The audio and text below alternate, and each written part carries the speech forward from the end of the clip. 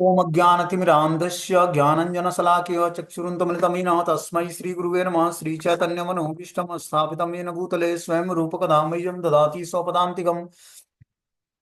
वन्देऽहं श्रीगुरुः श्रीयुतपदकमलं श्रीगुरून् वैष्णवाचं श्रीरूपं साग्रजातं सगण रघुनाथान्वितं तं सजीवं साद्वैतं सावधूतं परिजनसहितं कृष्णचैतन्यदेवं श्रीराधाकृष्णपादान् सगणललिता श्रीविशाखान्विताश्च नारायणं नमस्कृत्यं नरं चैव नरोत्तमं देवीं सरस्वतीं व्यासं ततो जयमुदीरयेत्। सुन्वतां स्वकथा कृष्ण पुण्यश्रवणकीर्तनं हृदयन्तस्तु हि भद्राणि विध्नोति सुरसतां नष्टप्रायेषु भद्रेषु नित्यं भागवत सेवया भगवती उत्तमश्लोके भक्तिर्भवति नैष्टिकी तदा रजस्तमो भावः कामं लोभादेश्येत् चेत् एतेन निरावृतं स्थितसत्त्वे प्रसिद्धति। एवं प्रसन्नमनसो भगवद्भक्तियोगता भगवत्तत्त्वविज्ञानं मुक्तसङ्गस्य जायते विद्यन्ते हृदयं ग्रन्थि छिद्यन्ते सर्वसंशयम् क्षीयन्ते चास्य कर्माणि दृष्ट्वा एवात्मनीश्वरे मुखं करोति वाचालं पङ्गुं लङ्घयते गिरिं यत्कृपातमहं वन्दे परमानन्दमाधवं।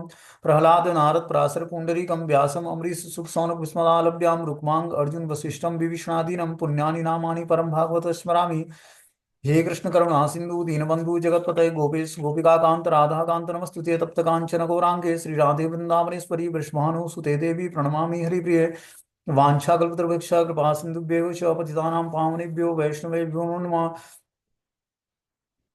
जय श्री कृष्ण चैतन्य प्रभु नित्यानंद श्री अद्वैत गदाधर श्रीवासादि श्री गौर भक्तवृंद। हरे कृष्णा कृष्ण कृष्णा हरे हरे हरे राम राम राम हरे हरे। इसमें आज हम लोग को पढ़ना है अध्याय संख्या 22 और कैंटो है ये थर्ड नंबर भाग दो। ठीक है ना। इसका अध्याय संख्या 22 है कर्दम मुनि तथा देवहूति का परिणय। परिणय मतलब विवाह। तो हमने स्टोरी सुनाई थी, इसमें क्या सुनाया था स्टोरी हमने कि जो है कर्दम मुनि जो है 10,000 सालों तक तपस्याएं करते हैं और तपस्या जब कर लेते हैं, तपस्या में जब सिद्धि प्राप्त होती है तो उनको भगवान श्री नारायण के दर्शन होते हैं। भगवान श्री नारायण के दर्शन होते हैं तो भगवान के सुंदर स्वरूप का दर्शन करके उन्होंने दर्शन किया कि भगवान अपने चारों हाथों में चार आयुध धारण किए हैं, शंख चक्र गदा पद्म, और गले में कौस्तुभ की मणि की माला है, गले में तुलसी माला पहने हुए हैं, चेस्ट पे है श्रीवत्स का चिन्ह है जिस पर लक्ष्मी जी निवास करती हैं। ऐसे सुंदर स्वरूप का भगवान का दर्शन करके और जो है भगवान पीताम्बर धारण किए हुए हैं, जब ये दर्शन किया उन्होंने फिर भगवान की स्तुति किया उन्होंने, कर्दम मुनि ने। और भगवान स्तुति से बहुत प्रसन्न हुए कर्दम मुनि की, और स्तुति से जब प्रसन्न हुए तो उन्होंने बोला कि आप कुछ हमें आशीर्वाद मांगिए, हमसे कुछ वरदान मांगिए। तो वरदान में कर्दम मुनि ने मांगा कि हमें एक सुयोग्य पत्नी दीजिए जिससे मैं अपने काम वासनाओं को तृप्त करके और आध्यात्मिक जीवन में आगे बढ़ता रहूं। ऐसी हमें सुशील और सभ्य और ऐसी स्त्री हमें चाहिए। तो भगवान उनके मनोअभिष्ट को जानकर और उनकी इच्छाओं को पूरा करने के लिए उनको आशीर्वाद प्रदान करते हैं।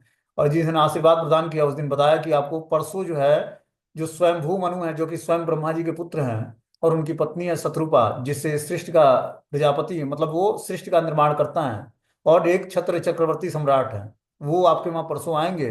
और वो अपनी जो उनकी पुत्री है, क्या नाम है उसका, देवहूति, उसका विवाह का प्रस्ताव लेकर आपके वहां परसों आएंगे वो। आप उनके प्रस्ताव को स्वीकार करना और उनकी पुत्री को आप अपने पत्नी के रूप में स्वीकार करना। उससे आपको 9 पुत्रियां उत्पन्न होंगी जो आगे जाकर ऋषियों को उत्पन्न करेंगी। इस तरह से जो है भगवान उनके पूरे जीवन का एक ट्रेजेडी बनाकर उनको बता देते हैं कि क्या क्या घटनाएं होने वाली हैं आपके जीवन में इस तपस्या के बाद। तो इस तरह से स्वयंभू मनु आते हैं और फिर जो आकर देखते हैं कि जो है कर्दम मुनि बहुत ही तपस्वी थे, अपने कुटिया में बैठे हुए थे। कहाँ वो चक्रवर्ती सम्राट स्वयंभू मनु और कहाँ ये दरिद्र ब्राह्मण, ठीक है ना, तपस्वी ब्राह्मण, इनके पास कुछ नहीं था। लेकिन स्वयंभू मनु ने अपने पुत्री का विवाह जो है कर्दम मुनि से करने का सोचा, और उसके बाद जो है कर्दम मुनि को अपनी पुत्री सौंपने का उन्होंने वचन दे दिया। ठीक है ना। उसके बाद विवाह होता है तो क्या क्या होता है इसके बारे में हम लोग सुनेंगे। बोलते हैं मैत्रेय उवाच। श्री मैत्रेय ने कहा कि सम्राट की अनेक गुणों तथा कार्यों की महानता का वर्णन करने के पश्चात मुनि शांत हो गए, और राजा ने संकोचवश उन्हें इस प्रकार से संबोधित किया। तो जब राजा कर्दम मुनि की कुटिया में पहुंचे तो कर्दम मुनि मुनि ब्राह्मण थे। तो ब्राह्मण का कर्तव्य है कि वो राजा का गुणगान करे। ठीक है ना। राजा एक एज ए रिप्रेजेंटेटिव होता है भगवान का, क्योंकि राजा के अंडर गाइडेंस में पूरा देश के सारे नागरिक जो हैं सेवाएं करते हैं। तो राजा एक भगवान का रिप्रेजेंटेटिव होता है, इसलिए ब्राह्मणों का कर्तव्य होता है कि जब राजा उनके दरवाजे पर चल कर आए तो ब्राह्मण लोग उनका गुणगान करते हैं। ठीक है ना? कैसे राजाओं का? जो राजा भगवान की सेवा में लगा हुआ है, ऐसे राजाओं का। तो कर्दम मुनि ने बहुत ही सुंदर गुणगान किया स्वयंभू मनु का, और उसके बाद जो है स्वयंभू मनु बहुत ही प्रसन्न हुए। और ब्राह्मणों का कर्तव्य एक ये भी होता है कि वो अपने राज्य के जो राजा होते हैं उनको प्रॉपर गाइडेंस देते हैं कि कैसे आपको राज्य को चलाना है, जिससे सारी प्रजा जो है भगवान की भक्ति में जुड़े और सुखी बन सके। तो ये कार्य बहुत ही बखूबी तरीके से कर्दम मुनि ने करा। ठीक है ना? राजा स्वयंभू मनु जब आए उनकी पत्नी शत्रुपा के साथ, तो उनको प्रॉपर तरीके से उनको आसनी प्रदान किया कर्दम मुनि ने, और क्या किया, उनका गुणगान किया। मतलब सम्राट के अनेक गुणों तथा कार्यों की महानता का वर्णन करने के पश्चात मुनि शांत हो गए, और राजा संकोच बस उन्हें इस प्रकार से संबोधित किए। मनु ने कहा कि वेद स्वरूप ब्रह्मा ने वैदिक ज्ञान के विस्तार हेतु अपने मुख से आप जैसे ब्राह्मणों को उत्पन्न किया है, जो तप ज्ञान और योग से युक्त और इंद्रिय तृप्ति से विमुख हैं। बोलते हैं कि मनु ने कहा कि वेद स्वरूपा ब्रह्मा ने वैदिक ज्ञान के विस्तार हेतु अपने मुख से आप जैसे ब्राह्मणों को उत्पन्न किया है। चल, मैं भगवान की शक्तियां, जो ब्रह्मा जी शक्तियों को धारण करके इस सृष्टि का क्रिएशन करते हैं। ठीक है ना? तो ब्राह्मण भगवान के मुख से ही प्रकट होता है। तो जब ब्रह्मा जी को शक्ति प्रदान किया भगवान ने सृष्टि का क्रिएशन करने के लिए, ब्रह्मा के स्वरूप में भगवान स्वयं अपना विस्तार करके रजोगुण धारण करके और सृष्टि का निर्माण शुरू करते हैं। तो ब्रह्मा जी के मुख से ब्राह्मणों की उत्पत्ति हुई, जो तपस्या ज्ञान और योग से युक्त और इंद्रिय तृप्ति से विमुक्त है। ब्राह्मण जो होता है, जो ब्राह्मण गुण डेवलप करना चाहता है, उसके अंदर तपस्या होनी चाहिए, ज्ञान होना चाहिए, योग में सिद्ध होना चाहिए और इंद्रिय तृप्ति से विमुख होना चाहिए। तब वो ब्राह्मण कहलाएगा और ब्राह्मण की वृत्ति धारण कर पाएगा। बोलते हैं वेदों का उद्देश्य परम सत्य के दिव्य ज्ञान का प्रसार करना है। ब्राह्मणों की उत्पत्ति परम पुरुष के मुख से हुई है, फलस्वरूप उनका कार्य वेद ज्ञान का प्रसार करना है। भगवान के मुख से ब्राह्मणों की उत्पत्ति होती है, और इस कारण से उनका एकमात्र व्यवसाय होता है दिव्य ज्ञान का प्रसार करना। ठीक है ना? आगे बता रहे हैं, फलता उनका कार्य वेद ज्ञान का प्रसार करना होता है, जिससे भगवान की महिमा का प्रसार हो सके। भगवत गीता में कि समस्त वेद, माइक ऑफ करके बैठा हूं।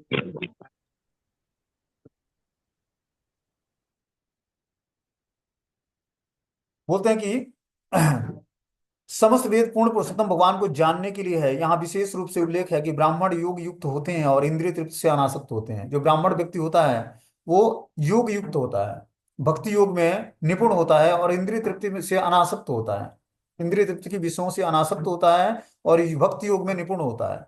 वास्तव में दो प्रकार की वृत्तियां होती हैं, एक तो इस भौतिक संसार में इंद्रिय तृप्ति की, और दूसरी वृत्तियां आध्यात्मिक अर्थात ईश्वर का गुणगान करके उन्हें प्रसन्न करना। तो जो ब्राह्मण होता है उसका दो व्यवसाय इंपॉर्टेंट होता है। एक होता है कि भौतिक संसार में इंद्रिय तृप्ति की वासनाओं को छोड़ना, और दूसरा है, दूसरी वृत्ति है आध्यात्मिक अर्थात ईश्वर का गुणगान करके उन्हें प्रसन्न करना। जब वो इंद्रिय तृप्ति की वासनाओं को छोड़कर और भगवान का गुणगान करता है, तब जाकर धीरे धीरे भगवान उससे प्रसन्न होते हैं। जो इंद्रिय तृप्ति में लगे रहते हैं वे असुर कहलाते हैं, और जो भगवान के यश को फैलाते हैं वे भगवान की दिव्य इंद्रियों को तृप्त करते हैं, वे देवता कहे जाते हैं। यहाँ इसका विशेष रूप से उल्लेख हुआ है कि ब्राह्मण उस विराट पुरुष के मुख से उत्पन्न हुए, इसी प्रकार क्षत्रिय उनकी भुजाओं से उत्पन्न हुए, वैश्य उनके कटी भाग से और शूद्र उनके पांवों से उत्पन्न हुए। ब्राह्मण तप विद्या तथा ज्ञान के निमित्त उत्पन्न हुए, वे समस्त प्रकार के विषय भोगों से अनासक्त रहते हैं। तो जो ब्राह्मण वर्ग है वो भगवान के मुखारविंद से प्रकट हुआ, और इस कारण से ब्राह्मणों के लिए बताया गया कि तपस्या विद्या और ज्ञान से निमित्त उत्पन्न किया गया, कि वो तपस्या करेंगे, विद्या अध्ययन करेंगे और ज्ञान का वितरण करेंगे। इस कारण से ब्राह्मणों की उत्पत्ति भगवान अपने मुख से की, और विषय भोगों से अनासक्त रहेंगे, इसलिए ब्राह्मणों की उत्पत्ति भगवान ने की।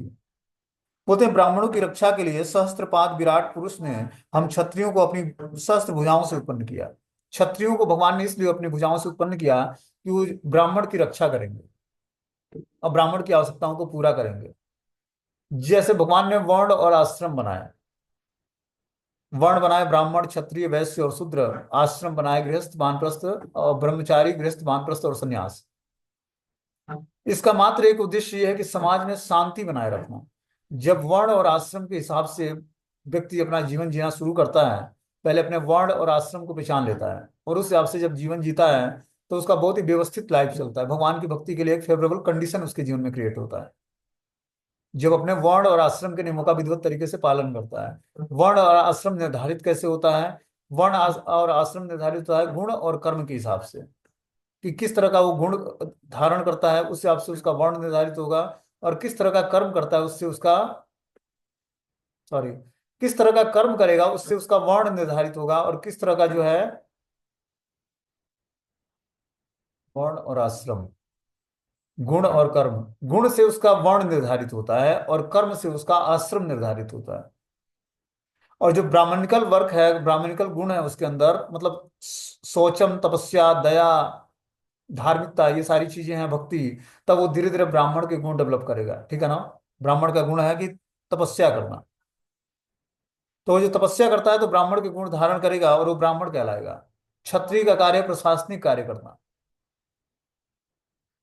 और वैश्य का कार्य है कृषि, गौरक्ष, वाणिज्यम, और जो है शूद्र का कार्य है तीनों आश्रमों की सेवा करना। इस तरह से जो गुण जिसके अंदर होता है उस तरह का उसका वर्ण निर्धारित हो जाता है। ऐसा नहीं कि माता पिता ब्राह्मण है तो बच्चा भी ब्राह्मण होगा, ऐसा नहीं है। उसके अंदर जिस गुणों की प्रधानता होगी और जो सतोगुण को धारण किए रहेगा तो ब्राह्मण कहलाएगा, और जो रजोगुण और सतोगुण को धारण किया रहेगा तो क्षत्रिय कहलाएगा, और रजोगुण और तमोगुण को धारण करेगा तो वैश्य कहलाएगा, और तमोगुण को धारण करेगा तो शूद्र कहलाएगा। इस तरह गुणों की प्रधानता के अनुसार ही उसका जो है वर्ण निर्धारित होता है कि किस वर्ण का व्यक्ति है ये। और कर्म के हिसाब से उसका आश्रम निर्धारित होता है कि कौन सा कर्म करता है तो किस आश्रम में ये सुटेबल बैठेगा। अब जिसके अंदर रजोगुण का समावेश है वो चाह कर भी तपस्या नहीं कर सकता है, या यज्ञ नहीं संपन्न कर सकता, या आध्यात्मिक जीवन में प्रोग्रेस उतना तीव्रता से नहीं कर सकता। वैसे व्यक्ति के लिए गृहस्थ आश्रम है। जो ब्रह्मचारी है तपस्याएं करता है, गुरुकुल में रहता है, गुरु के आदेश का पालन करता है। गृहस्थ जो है भौतिक सुख भोग के लिए भी अपना कुछ अपने को विस्तार करता है, मतलब धन कमाता है और जो है परिवार का पालन पोषण करता है, पढ़ाई लिखाई कराता है, जो भी है, मतलब बच्चों का परवरिश देना, माता पिता की सेवा करना, सब कुछ जो है पारिवारिक जीवन के उत्तरदायित्व होते हैं। जब वही व्यक्ति जो है विरक्त आश्रम में जाता है, वानप्रस्थ स्वीकार करता है, तो वानप्रस्थ की कुछ अलग रिस्पॉन्सिबिलिटी होती है। वानप्रस्थ आश्रम में दिव्य तपस्याएं करनी होती हैं। जब व्यक्ति वानप्रस्थ में दिव्य तपस्याएं करता है तब जाकर धीरे धीरे जो है अपने समस्त पाप कर्मों से छूट पाता है। वानप्रस्थ का मतलब है कि 50 एवं, जब हम 50 वर्ष से ऊपर हो जाएं तो वानप्रस्थ हमें स्वीकार करना है। किसी पवित्र धाम में निवास करके वहां पर भगवान की सेवा में अपने 24 घंटे को डिवोट करना है। तभी जाकर हम अंत समय में हमारी कॉन्सियसनेस भगवान में स्थिर हो पाएगी। इतना आसान नहीं है। जब तक हम लोगों से मिलना मिलाना हमारा बंद नहीं होगा और हम 50 वर्ष से ऊपर हो गए हैं तब तक हमारा वानप्रस्थ जीवन शुरू नहीं होगा। अब बिना वानप्रस्थ स्वीकार किए हुए हम भगवान के धाम जाने के योग्य नहीं हो पाएंगे। क्योंकि जब तक हम ट्रांसेंडेंटल सेवा नहीं करेंगे भगवान की दिव्यता के स्तर पर और आसक्तियों को पाले रखेंगे तब तक भगवान के धाम जाना इतना आसान नहीं है, क्योंकि हमारी इच्छाएं समाप्त नहीं होंगी। और जब तक चॉकलेट खाने की भी इच्छा है तब तक हमें इस भौतिक संसार में आना पड़ेगा। सोच लो, एक छोटी सी इच्छा के कारण हमें भौतिक संसार में आना पड़ेगा, मतलब अन्य अभिलाषिता शून्य होना पड़ेगा। कोई और अभिलाषा नहीं, मात्र एक ही अभिलाषा है, कृष्ण को प्रसन्न करना है, कृष्ण कृष्ण प्राप्ति करनी है। तब जाकर व्यक्ति जो है दृढ़ता पूर्वक इस अभिलाषा का पोषण करते हुए भगवान की भक्ति में जुड़ता है, तब जाकर भगवान के धाम जाने के योग्य होता है। और शुद्ध सत्व के प्लेटफॉर्म पर अपनी चेतना को स्थिर करना है। अभी हम लोगों की चेतना अलग अलग भागों में विभक्त है, समाज में, राष्ट्र में, दोस्त मित्रों में, परिवार के सदस्यों में। इन सारे आसक्तियों को हटाकर और बता रहे हैं कि अपने श्री चरणों में, भगवान के श्री चरणों में सारी आसक्तियों को लगाना है। कितना टफ काम है, खासकर जो पारिवारिक जीवन में है उसके लिए तो बहुत ही चैलेंज भरा सब्जेक्ट है ये। लेकिन इसकी प्रैक्टिस हमें करनी पड़ेगी, और शास्त्रों को ध्यान में रखते हुए प्रैक्टिस करनी पड़ेगी, तब जाकर हमारा जीवन सक्सेस होगा। तब जाकर हम इस जीवन में भगवान के धाम जाने के योग्य हो पाएंगे। नहीं भी गए तो हमें अगला जीवन फिर से वणिक और या ब्राह्मण के परिवार में जन्म मिलेगा। और जब हम इस जीवन में तीव्रता से भगवान की भक्ति करेंगे तब, नहीं तो नहीं मिलेगा। ये भगवान ने भगवत गीता में गारंटी लिया है कि जो इस जीवन में तीव्रता से भगवत भजन करता है किसी आसक्ति के कारण, वो भक्ति के रास्ते से वो सक्सेस नहीं होता भक्ति के रास्ते पर, तो फिर मैं उसको अपना अगला जीवन जो है वणिक या वैश्य परिवार में दूंगा या ब्राह्मण परिवार में दूंगा, और ऐसी फैसिलिटी दूंगा कि वो जन्म से ही भगवान का भक्त बने। तो हमें ऐसी फैसिलिटी की तलाश नहीं करनी है, हमें अपने इसी जीवन को सार्थक बनाना है। सार्थक तभी बनेगा जब हम अपनी समस्त आसक्तियों को छोड़कर और भगवान से आसक्त होंगे, भगवान के शुद्ध भक्तों से आसक्त होंगे। तब जाकर हम जब भगवान के नाम रूप गुण लीला धाम का आश्रय लेंगे, तब जाकर हमारा जीवन पवित्र होगा। बिना नाम रूप गुण लीला धाम का आश्रय लिए हुए जीवात्मा का भगवत धाम जाना फिक्स नहीं है। इसलिए ये जीवन की सार्थकता इसी में है कि हम भगवान के आश्रय ग्रहण करें, तब जाकर हम धीरे धीरे जो है भगवान के धाम जाने के योग्य हो पाएंगे। आगे बता रहे हैं इसमें कि ब्राह्मणों की रक्षा के लिए सहस्त्रपाद विराट पुरुष ने हम क्षत्रियों को अपनी सहस्त्र भुजाओं से उत्पन्न किया था। ब्राह्मणों का उनका हृदय और क्षत्रियों को उनकी भुजाएं कहते हैं। क्षत्रिय विशेषतया ब्राह्मणों की सुरक्षा के निमित्त हैं, क्योंकि यदि ब्राह्मण सुरक्षित रहेंगे तो सभ्यता के मस्तिष्क की रक्षा होगी। ब्राह्मण समाज का हेड होता है। जिस तरह शरीर में सर का बहुत इंपॉर्टेंट रोल है, और जो व्यक्ति का सर नहीं है, पैर नहीं है तो चलेगा, वो जीवित रह जाएगा। हाथ नहीं है तो जीवित रह जाएगा, लेकिन अगर जो सर नहीं है उसका, तो नहीं जीवित रह सकता है। उसी तरह जो समाज में ब्राह्मण नहीं है, तो समाज में जो है अराजकता फैल जाएगी, व्यवस्थित नहीं रहेगा समाज। इसीलिए ब्राह्मणों को सुरक्षा प्रदान करने के लिए क्षत्रियों की आवश्यकता पड़ती है, और सभ्यता के मस्तिष्क की रक्षा करते हैं क्षत्रिय। ब्राह्मणों को सामाजिक शरीर का मस्तिष्क माना जाता है। यदि मस्तिष्क विमल रहे और पगलाए नहीं, तो सब कुछ ठीक रहता है। भगवान का वर्णन इस प्रकार हुआ है कि नमो ब्रह्मण्य देवाय गौ ब्राह्मण हिताय च। इस स्तुति का सारांश यह है कि भगवान ब्राह्मणों और गायों की विशेष रक्षा करते हैं, और तब समाज के अन्य समस्त सदस्यों की। इनकी इच्छा है कि गौ तथा ब्राह्मणों की रक्षा रक्षा पर ही विश्व का कल्याण निर्भर है। इस प्रकार ब्राह्मण संस्कृति तथा गौ रक्षा, ये दोनों मानव सभ्यता के मूल सिद्धांत हैं। तो जो मानव जीवन का मूल सिद्धांत इसी पर टिका है कि कितनी हम गायों और ब्राह्मणों की कितनी सुरक्षा कर पाते हैं। जितनी मात्रा में हम गायों और ब्राह्मणों की रक्षा करेंगे और इनके मंगल के लिए कामना करेगा हर व्यक्ति, उतना ही जो है समाज में शांति बनी रहे। क्योंकि ब्राह्मणों के दिव्य तपस्याओं से और गायों के द्वारा जो दिया हुआ दूध फल दूध और घी होता है, उससे जब व्यक्ति ब्राह्मण यज्ञ संपन्न करेगा, तो समाज में शांति बनी रहेगी, और क्या होगा, संपन्नता बनी रहेगी। इसलिए भगवान का प्रणाम मंत्र है कि नमो ब्रह्मण्य देवाय गो ब्राह्मण हिताय च जगत हिताय कृष्णाय गोविंदाय नमो नमः। भगवान कृष्ण भी गौ और ब्राह्मणों की रक्षा करने के लिए वैश्य परिवार में जन्म हुआ। तो जब तक समाज में ब्राह्मण और गाय सुखी नहीं रहेंगे, तब तक जो है समाज में शांति नहीं बने रहेगी। आप देखते हो जहां पर गायों की हत्या होती है, जहां पर ब्राह्मणों का अनादर होता है, वहां बहुत जल्दी जो है दैवी प्रकोप आने लगते हैं, और पूरा समाज जो है विनष्ट हो जाता है।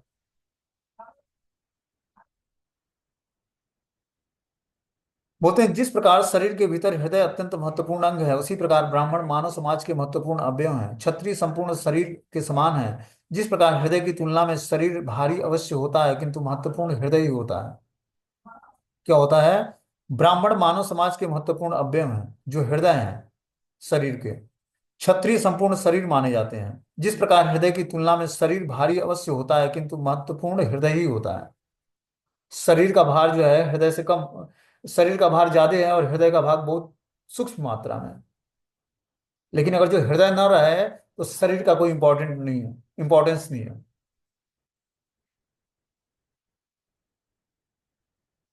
तो इसी तरह अगर जो समाज में ब्राह्मण नहीं है, तो क्षत्रिय का भी कोई अस्तित्व नहीं है। इसलिए ब्राह्मणों का होना आवश्यक है।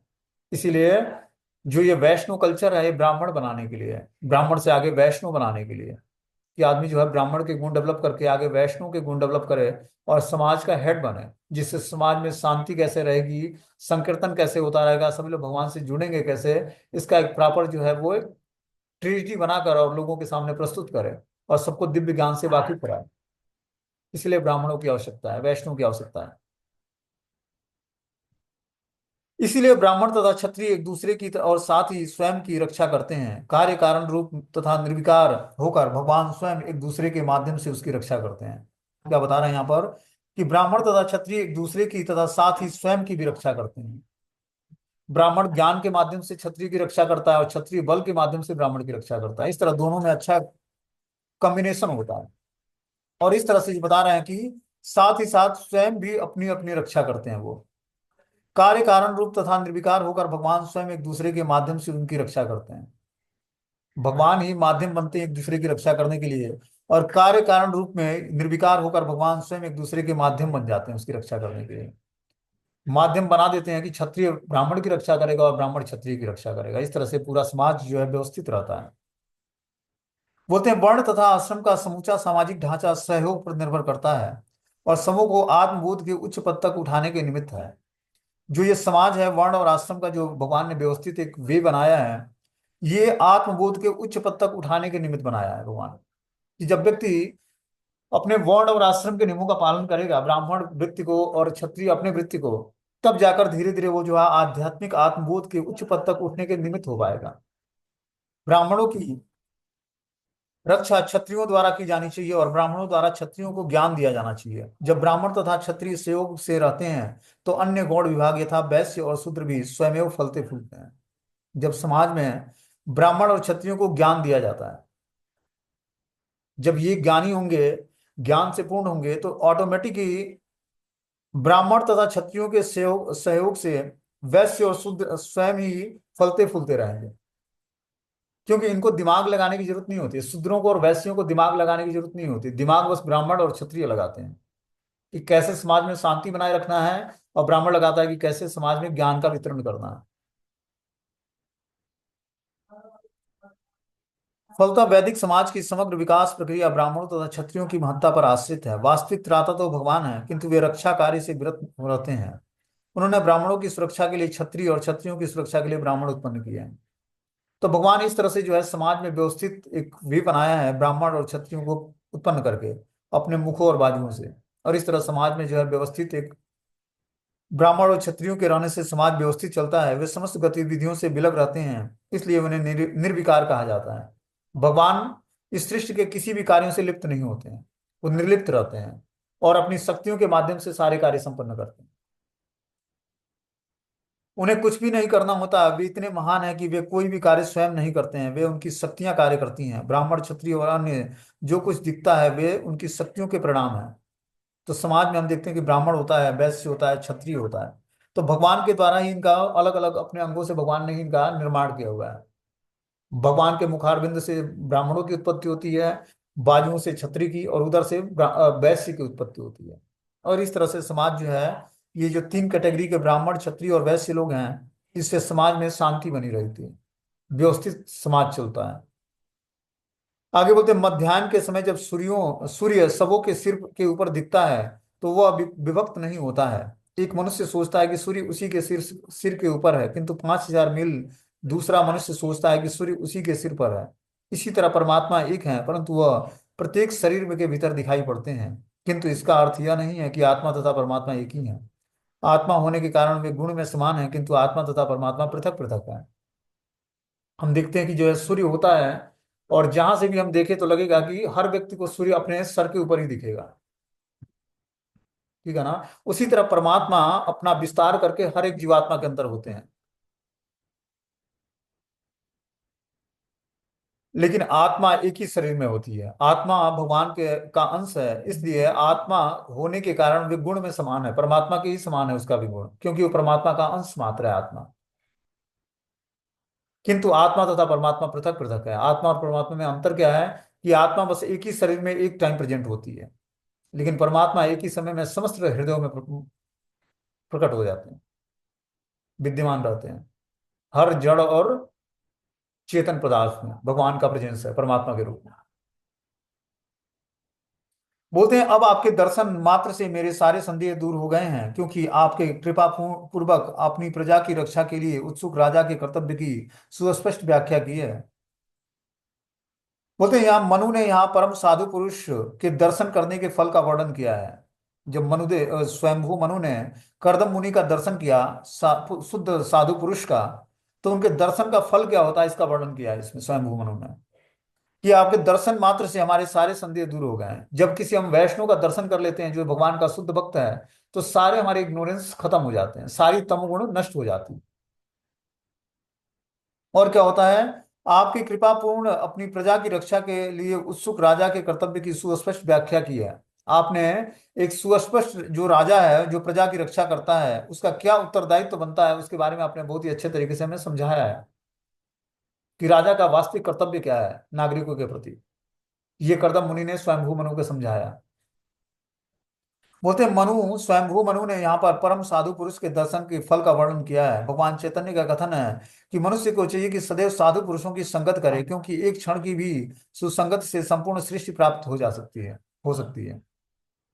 कि और जो वैष्णव का एक क्षण भी हम संग कर लेते हैं तो पूरी सृष्टि हमें संपूर्ण सिद्धि प्राप्त हो सकती है।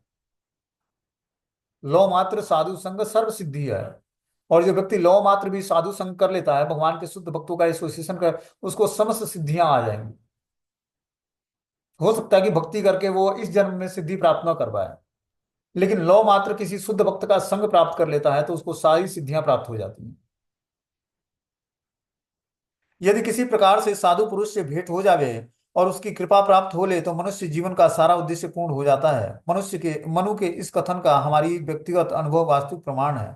एक बार हमने विष्णुपाद परमहंस शिल भक्ति सिद्धांत सरस्वती गोस्वामी महाराज जी के दर्शन का अवसर प्राप्त हुआ, और उस महानुभाव ने पहली भेंट में ही हमें पाश्चात्य देशों में अपने संदेश का प्रचार करने के लिए आज्ञा दिया।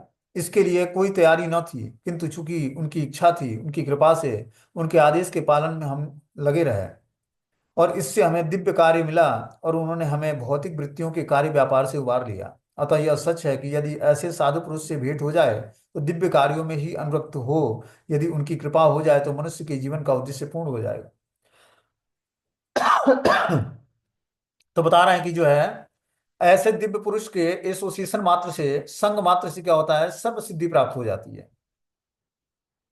जो भक्ति सिद्धांत सरस्वती ठाकुर प्रभुपाद जी थे, उन्होंने आदेश दिया, उनके आदेश का पालन करके और जो है अपने जीवन को सक्सेस बनाया,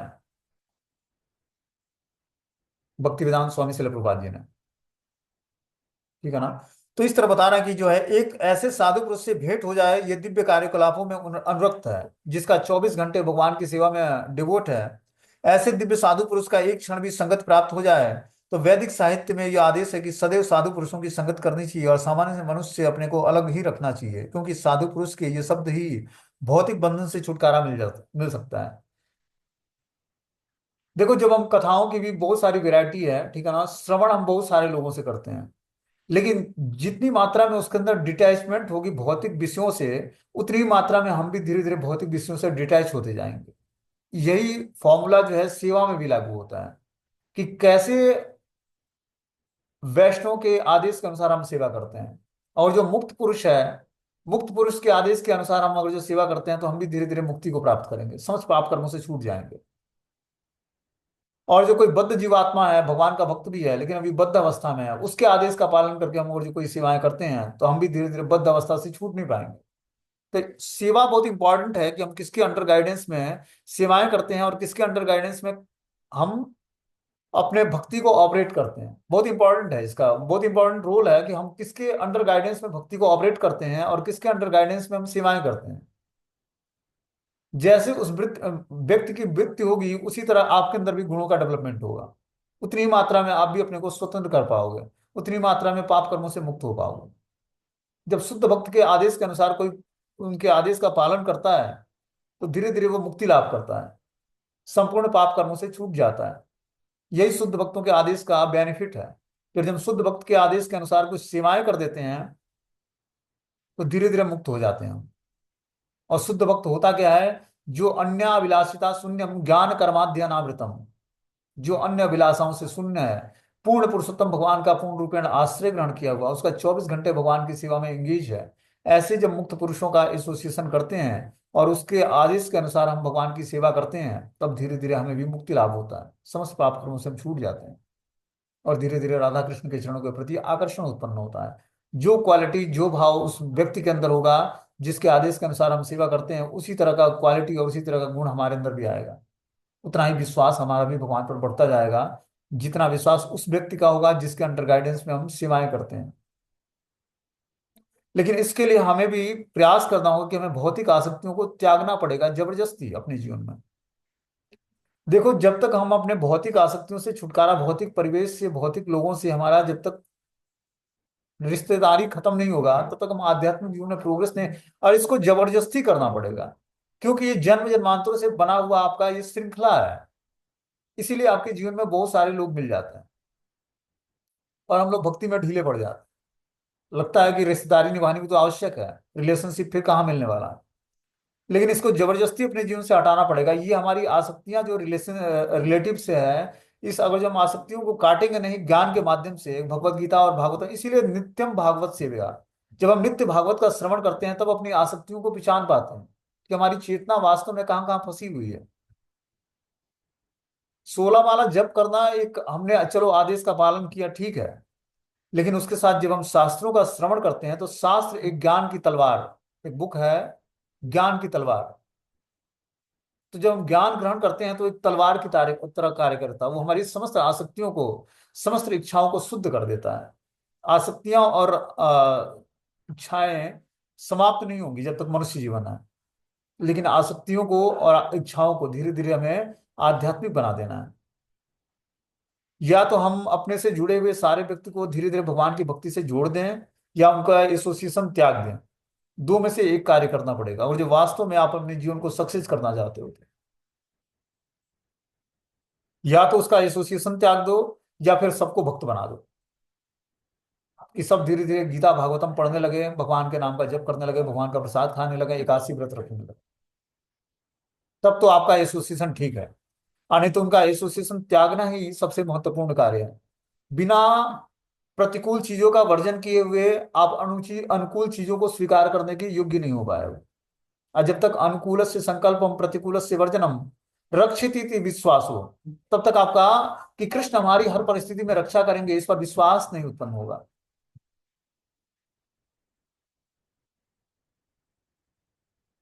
और यही लक्षण है भगवान की शरण ग्रहण करने का। जब हम अनुकूल चीजों को ग्रहण करते हैं, प्रतिकूल चीजों का वर्जन करते हैं, तब रक्षिति इत विश्वास हो, ये रक्षा करेंगे कृष्ण हर परिस्थिति में, ये विश्वास उत्पन्न होता है। आत्म निक्षेप कार्पण्यम खड विधि शरणागति। ये खड विधि जो है, 6 विधियां जो हैं, ये भगवान की शरण ग्रहण करने के लिए, भगवान की शरण में जाने के लिए।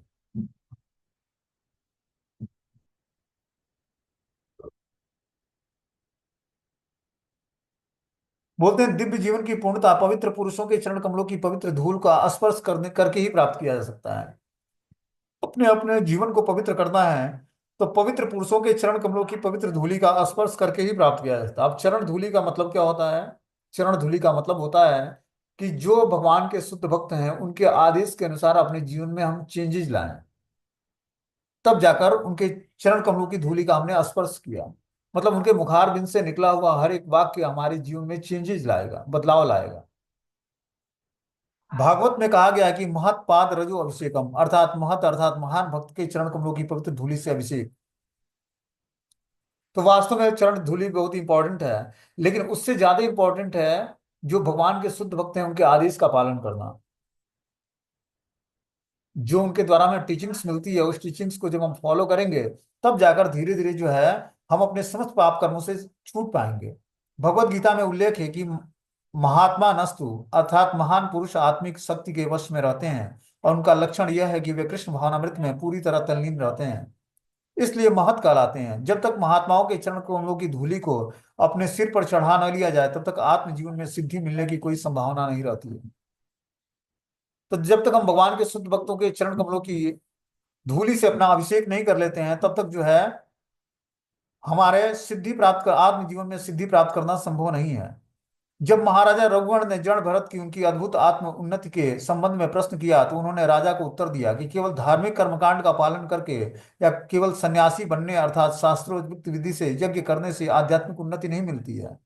ये विधियां निसंदेह आत्मबोध में सहायक होती हैं, किंतु वास्तविक प्रभाव तो महात्मा की कृपा से पड़ता है। बिना महत्पाद रजो अभिषेकम, बिना महात्माओं के चरण कमलों के धूलि के अभिषेक से हमारा भौतिक बंधनकारी जीवन समाप्त नहीं हो। हम अपने प्रयास से आध्यात्मिक जीवन में एक मंत्र का भी जाप नहीं कर सकते। मैं आपको क्लियर बताऊं, आज तो हमें लगता होगा कि हम लोग माला अपने स्वतंत्रता पूर्वक जप करते हैं, लेकिन यहाँ पर बताया जा रहा है कि जीवन में सिद्धि तभी प्राप्त होगी जब हम गुरु वैष्णव का आश्रय ग्रहण करेंगे। इसीलिए रूप गोस्वामी ने पहला फॉर्मूला ही बताया, गुरु पादाश्रय ग्रहण करना। जब हम गुरु पादाश्रय ग्रहण करते हैं, तब उनकी कृपा से हमें धीरे धीरे महात्माओं के, उनके जो गौर पार्षद हैं, उनके जो प्रेमी भक्त लोग हैं, उनसे हमारा मुलाकात होता है, उनसे बातचीत होती है। और फिर जाकर महत्पाद रजु अभिषेकम, उस महात्माओं के चरणों में जब हम अपना मस्तक निभाते हैं और प्रार्थनाएं करते हैं, तब जाकर धीरे धीरे उनकी कृपा से हमें भक्ति प्राप्त होती है। अभी तो हम सुपरफिशियल भक्ति कर रहे हैं, मैकेनिकल भक्ति है ये, जिसमें प्रार्थनाओं का कोई स्थान नहीं है, जिसमें दैन्यता का कोई स्थान नहीं है, जिसमें विनम्रता का कोई स्थान नहीं है, जिसमें सहिष्णुता का कोई स्थान नहीं है, वो भक्ति नहीं है,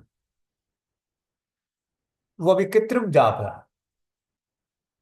वास्तविक जाप तो हृदय से होता है, जब व्यक्ति के अंदर विनम्रता उत्पन्न होती है, सहिष्णुता उत्पन्न होती है, दीनता उत्पन्न होती है। वो गुरु वैष्णव के सामने रोता है, भगवान के सामने रोता है, हे प्रभु, आप कृपा नहीं करेंगे तो हमारा एक मंत्र भी, आपका नाम लेना तो हमारा दूर की बात है, मैं तो इस योग्य हूं नहीं कि आपकी शरण भी ग्रहण कर पाऊं। तो हृदय से प्रार्थनाएं निकलती, और वास्तव में निकलती। जब दैन्यता आएगी, ये हरि नाम हमें दैन्य बनाएगा धीरे धीरे। और जब दैन्य हम बनेंगे, तब जाकर हृदय से पुकारेंगे भगवान को, और तब जाकर हमारी समस्त आसक्तियां नष्ट होंगी। भगवान की विशेष कृपा होती है, तब व्यक्ति आसक्तियों से उबर पाता है, और भगवान के चरण कमलों में शरण ग्रहण हो पाता है। ठीक है, हरे कृष्णा। अब अगले मीटिंग में जो है